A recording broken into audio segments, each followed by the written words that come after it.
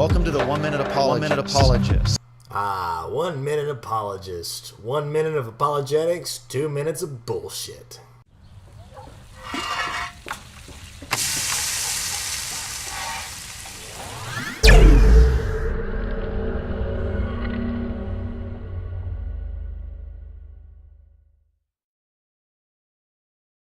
We interview the world's leading apologists to provide credible answers to curious questions. Ted, do we have any extra biblical evidence for the Exodus? Yes, Bobby, we do. And it's actually found in the text itself. You keep using the word. I don't think it means what you think it means. Just like the New Testament, obviously if the New Testament writers are eyewitnesses of the resurrection, For the sake of brevity, I'm going to let that slide. we look for the same type of evidence in the Old Testament. We want to know, is there any type of clues that the writers in the Old Testament, specifically in the book of Exodus, that they knew about Egyptian culture? And when you begin to dig down into the text and look at some of the things that are written about, it really shows an indication that these are people who eyewitnessed these things that happened in the Exodus. Being that there is no actual evidence for the Exodus, and the fact that the story supposedly happened 340 plus years before the invention of the classical Hebrew language, I highly doubt that this is going to be a first-hand account of what happened. A couple of examples. One example is found in the Egyptian evidence. It's called the Egyptian Book of the Dead, and it is a book of spells that talks about what happens in the afterlife. And one of the things that happen in the afterlife, of course, you know that when pharaohs when they die and they are embalmed, they are actually mummified. And one of the things that happens in the mummy is the mummies are buried with a scarab. All right, so far so good. Nothing too wrong there. A scarab is a beetle, and the beetle actually has a spell from the Egyptian Book of the Dead. When we read in the Exodus account that when the Pharaoh was confronted by Moses and God through the plagues, it says he hardened his heart. And that's also forgetting the parts where God actually was the one that hardened his heart, or, that God did it first. But, petty details. Who needs details when you have apologetics? Am I right? Am I right? High five? Yeah. We know from the Egyptian evidence that the hardening of the heart is not a good thing, because in the afterlife, the Pharaoh's heart would be weighed in the balance, would be weighed in a scale balance, and if the heart was heavy and if it was hard... This is a metaphor, right? That his heart didn't literally get hardened? That it's metaphor? You know what that is, right? Secondly, since when just because something gets hardened and it gets heavier? Just look at water. You turn it to ice, it definitely gets harder. It actually weighs the exact same. I don't even know where you're going with this, and it's not even right. It would overweigh the feather of truth. Actually is the feather of Ma'at, which is the personification of justice and righteousness and law. But, again, details. And the Pharaoh would be condemned to wander in the afterlife. Wrong again, bucko. What they actually say is that the evilness of the Pharaoh's heart is what actually would weigh him down. There's nothing in there about hardening of the heart. You can go look it up and try and find it yourself. Have fun with that. But they said that if his heart was more evil, then it weighed more. And if it weighed more than the feather of Ma'at, then he would be tossed down to be eaten by a beast, Amit. It was the head of a crocodile, and the front legs and body of a lion, and the tail and the back legs of a hippopotamus. I didn't make up the religion, they did. But what pisses me off about this is he can't even get the facts of other religions straight. And if you can't even bother to fact check for other religions, why should I listen to you for anything else? And so the scarab was meant, when it was buried in the Pharaoh, it was meant to keep his heart soft. Again, with the softening of the heart, that's not actually what happened or what they actually believed. You're making it up.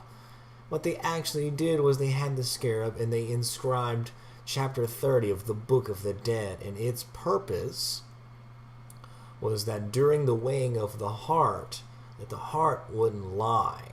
It was a spell cast to keep the heart from making the owner, the Pharaoh, look more evil. Again, why they thought the heart would lie, I don't know. I don't have this religion. But Jesus, dude, fact check. Is it really that hard? Oh no, it's not that hard. You're just full of shit and trying to spin some lame apologetics, hoping that nobody would look it up. And so that heart would not be condemned. So this is an interesting eyewitness detail that only someone who understood Egyptian culture would have understood. And another indication that the Exodus account is genuine internally in the text. And I think it's at this point that somebody should remind you that your friend told you he wanted extra biblical support so that you'll quit trying to use the Bible to prove the Bible. Is the motif or the concept of the snake. And you see the snake all throughout in Genesis, and you see it all through the Exodus. Is he really forgetting how common of an occurrence that creatures like snakes are in many, many, many, many religions? The sun, the moon, the stars, the various animals. There's such a commonality or common theme with so many religions of that back then. Was it really surprised that some of them run over each other?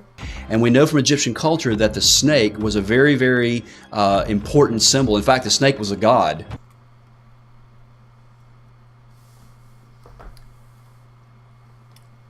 The snake was not the god.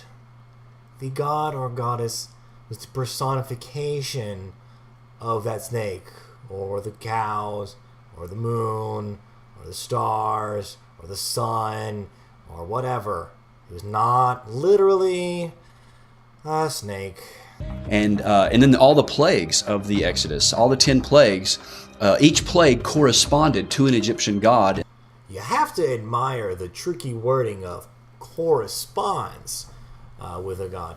It makes it sound like for every plague that Moses and Aaron brought upon Pharaoh, that there was a corresponding god to it.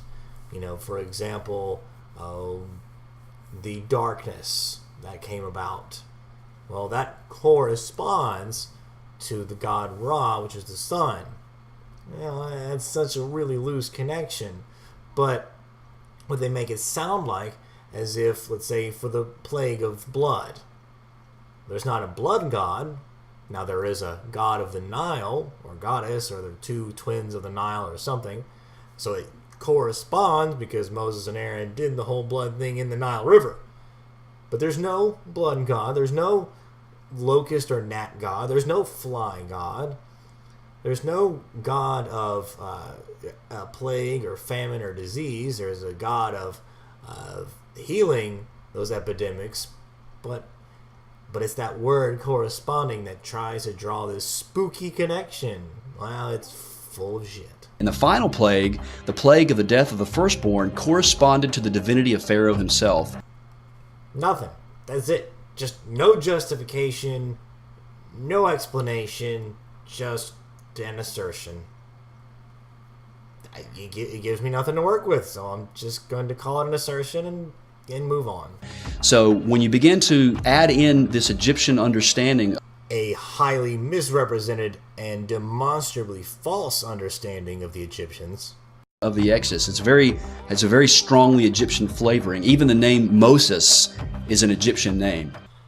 You know, when I first heard about this, I didn't realize how much controversy there could be over his name. You know, my first thought is, wait a minute, so there's an Egyptian woman finds his baby, knowing that her brother, I believe, the Pharaoh, was trying to kill basically all the newborns. So let's name this child with a Hebrew name, because, you know, that sounds like a good idea. So, of course, there's the big argument that his name was originally Minius, which then was translated into Hebrew, which then became Mosh or Mosh, and then became Moses. I don't know which one is really the true story, but it doesn't matter because we already know that he didn't actually exist. So, a lot of internal evidence that the Exodus is definitely a genuine account. Again, he asked you for extra biblical, and you have yet to offer anything. You know, I shouldn't really be surprised, but I'm still surprised at how much wrong you can put in a 3-minute video. This is the Atheist Chef signing off. Peace.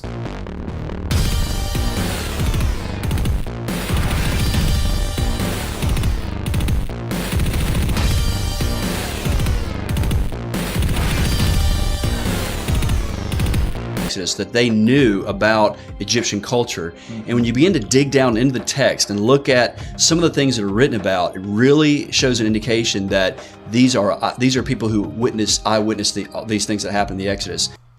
Being that there is no actual evidence for the Exodus, and the fact that the story supposedly happened 340 plus years before the invention of the classical Hebrew language, I highly doubt that this is going to be a first-hand account of what happened. A couple of examples.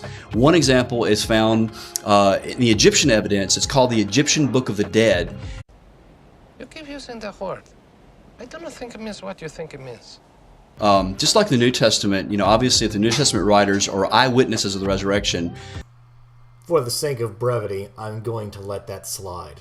We look for the same type of evidence in the Old Testament. We want to know, is there any type of clues that the writers in the Old Testament, specifically in the book of Exodus,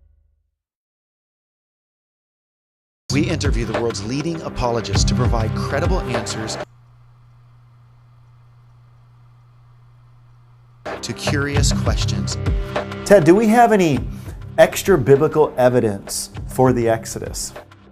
Yes, Bobby, we do. And it's actually found in the text itself.